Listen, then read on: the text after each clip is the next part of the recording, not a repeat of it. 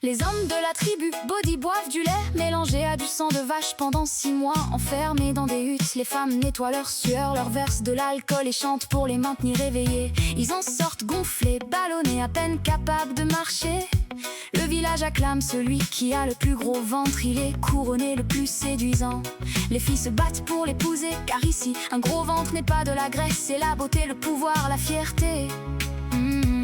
Pendant les guerres chimiques, les bébés étaient enfermés dans des caissons en caoutchouc. Les mères pompaient l'air à la main, à travers un masque. L'air expiré sortait par une autre valve.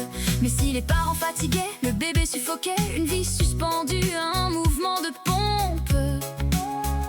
Il a glissé sa tête par la fente à nourriture de sa cellule. Grâce à son entraînement de yoga, il a fait passer ses épaules et ses bras enduits d'ongles pour mieux glisser.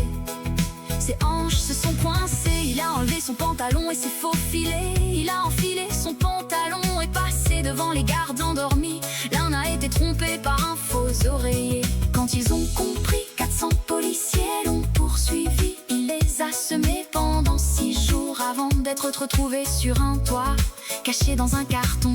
Ils l'ont remis en cellule avec une fente à nourriture plus petite. Une évasion presque parfaite. Des scientifiques ont placé un petit pont entre deux colonies de fourmis rivales.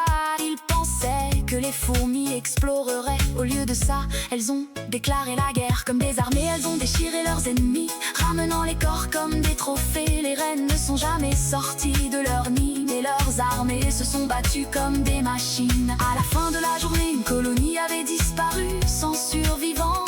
Juste un pont silencieux, couvert de cadavres de fourmis. Un champ de bataille miniature.